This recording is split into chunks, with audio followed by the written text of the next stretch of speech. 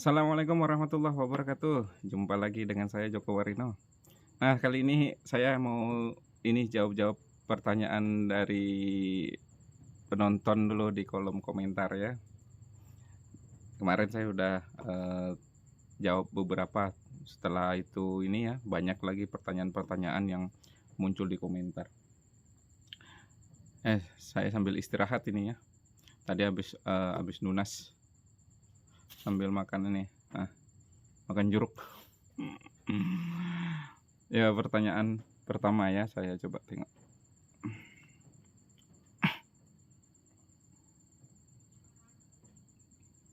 Mas pengen punya lahan sawit, di situ berapa harganya Mas? Lahan kosong ataupun lahan yang sudah ada sawitnya? Wah, ini susah dijawab ya. Kalau di sini ya, kalau lahan kosong tergantung lokasi. Kalau lokasinya pas di pinggir jalan, itu relatif lebih mahal dibandingkan dengan lokasi-lokasi yang, lebih dalam ya, apalagi nggak ada jalannya ya. Kalau di pinggir jalan, itu untuk lahan-lahan kosong ataupun lahan-lahan yang semak-semak tuh ya, itu kisaran 100 sampai 150 ya, tergantung yang punya butuh duit atau enggak. Kalau lagi kepepet ya mungkin lebih murah ya. Kemudian kalau yang yang jauh ya, yang jauh, yang dalam, apalagi nggak ada jalan ya, jalan setapak nggak ada, kemudian jalan-jalan untuk lewat nggak ada, itu bisa mungkin 50 juta lah, 50 juta, 60 juta. Ini di daerah Kampar ya, daerah Kampar, Riau. Tapi kalau untuk daerah-daerah Duri itu ada juga itu sampai 30 juta, lahan kosong ya, 30 juta, 40 juta itu ada. Dan bahkan ada yang 15 juta per hektar. Tapi dalam, jauh. Nah, kalau saya lebih baik beli yang deket-deket inilah. Walaupun agak mahal dikit ya, tapi aksesnya itu mudah. Nah, kalau untuk yang sudah ada sawitnya itu juga tergantung. Yang pertama tadi lokasi ya, lokasi. Kemudian usianya.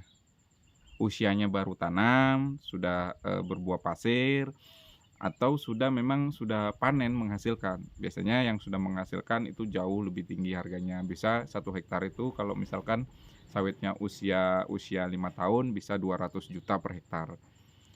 200, 220 ya, kalau udah menghasilkan dan terawat. Kalau nggak terawat mungkin bisa di bawah itu. Nah, semua itu nggak bisa dipastikan ya, nggak ada patokannya. Patokannya yaitu tadi, jalan, akses. Itu dia. Mungkin di tempat-tempat kalian jauh lebih murah ya, tapi kalau di daerah-daerah Jawa nggak ada ya. Dia mainnya per meter ya, per meter 7 juta. Dan tuh nggak bisa dijadikan kebun sawit ya, perumahan gitu. Kalau di tempat kami kan masih banyak lahan-lahan kosong. Lahan-lahan, masyarakat yang tidak diolah ya, biasanya dijual dan, dijadikan kebun sawit ataupun kebun karet, biasanya seperti itu, gitu. Nah, kalau kalian, di tempat kalian coba komentar deh, berapa harganya? Yang mungkin yang ada yang tinggal di Kalimantan ya, di Riau, kemudian di Jambi, Sumatera Utara, mana lagi yang biasanya ada kebun sawit tuh, di daerah-daerah itulah ya. Kalimantan, Bengkulu biasanya ada beberapa sedikit lah. Palembang yuk banyak tuh, Sumatera Selatan. Coba komentar berapa harga di sana. Mana tahu ada orang-orang yang terdekat yang di sana mau beli, ya kan? Bisa melalui video ini komentar, terjadi jual beli. Tapi hati-hati ya. Kadang-kadang banyak juga yang jual tanah bukan tanahnya sendiri. Jadi nanti ada tumpang tindih. Jadi kalau mau beli harap hati-hati. Harus dicek terlebih dahulu surat penyuratnya. Jangan sampai nanti ada 2 kepemilikan di lahan tersebut. Oke. Oke, selanjutnya. Bagusan disemprot atau dibabat Mas untuk pembersihan lahannya? Pembersihan lahan ya, kalau secara teori ya, ini bicara teori ya, secara teori bagusan dibabat. Dibabat itu dibersihin, dipotong-potong rumputnya pakai mesin ya, ataupun pakai yang babat manual, dibandingkan kita menyemprot dengan herbisida. Nah, Di dalam teori, herbisida itu bisa membunuh organisme tanah. Kita ketahui bahwa organisme tanah itu yang membantu proses dekomposisi bahan organik ya, yang berada di sekitar area perakaran. Nah, kalau itu mati karena herbisida, nah proses dekomposisi ini terganggu. Dekomposisi ini untuk apa sebenarnya?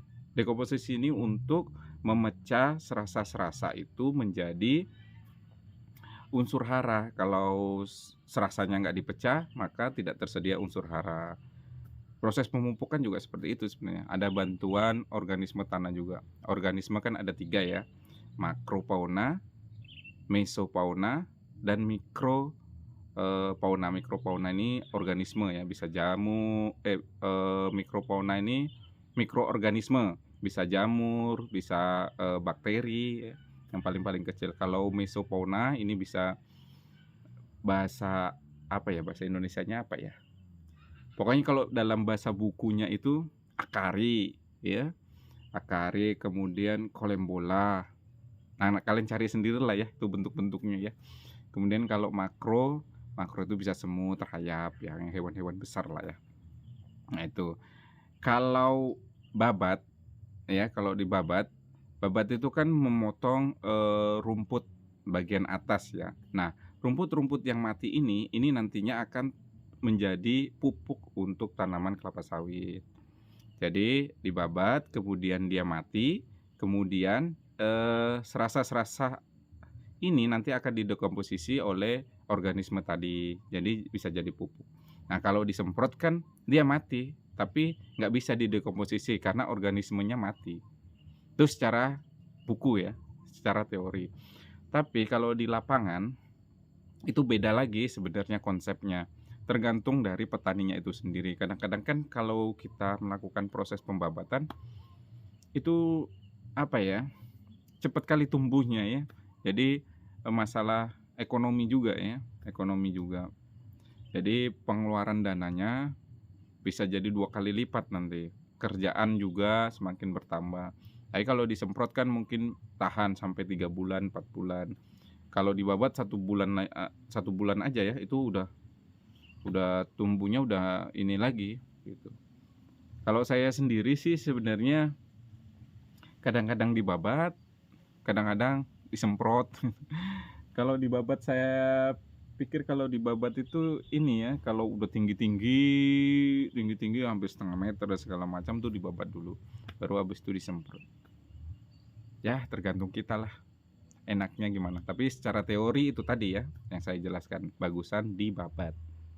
Kalau kita nggak ada dana untuk melakukan proses pemupukan, dengan melakukan proses pembabatan itu juga bisa membantu tanaman kelapa sawit mendapatkan pupuk yang cukup ya. Kalau di serasa itu kan unsurnya banyak, unsur hara esensial ada 16 unsur ya, nggak usah jelasin lah 16 unsur itu. Ada unsur makro dan unsur mikro, semua unsur yang dibutuhkan oleh tanaman ada di serasa-serasa itu. Jadi itulah sebenarnya nggak ribet-ribet amat ya bertani, bukan hanya di sawit ya, di tanaman-tanaman lain juga seperti itu. Bahkan kalau untuk sayuran biasanya lebih cenderung rekomendasikan itu menggunakan bahan organik, baik itu pupuknya, teknik pengolahannya itu menggunakan bahan organik. Karena kalau menggunakan misalkan herbisida, pestisida, insektisida, itu nanti sayur-sayuran kan kita makan kan, tanpa ada pemasakan yang benar, pencucian yang benar, itu juga akan mempengaruhi tubuh kita nanti. Seperti itu ya. Kalau ada ide-ide yang lain ataupun sanggahan, karena saya juga masih belajar, silakan di komentar ya. Kita berdebat. Tapi bukan debat-debat yang negatif ya, debat untuk mencari ilmu. Ada lagi banyak ya, banyak kali nih pertanyaan, tapi nggak bisa saya jawab secara ini ya. Mas, harga sawit berapa? Saya tadi baru buat video short untuk harga sawit ya, nanti tengok aja lah. Tapi kalau sekarang ya harga sawit itu 1.950. Kalau untuk besok nggak tahu, karena harga sawit itu setiap harinya berubah, bisa naik, bisa turun. Ya doain aja lah, semakin hari semakin naik lah untuk petani sawit ya. Nah ini udah hampir jam 12 ya, ini waktunya mau pulang. Oke, kita lanjut lah kapan-kapan lagi. Udah jam berapa? Jam 12. Waktunya makan siang sebenarnya. Nggak termakan juga jeruk ini. Oke, salam tandan berduri. Semoga ilmunya bermanfaat. Assalamualaikum warahmatullahi wabarakatuh.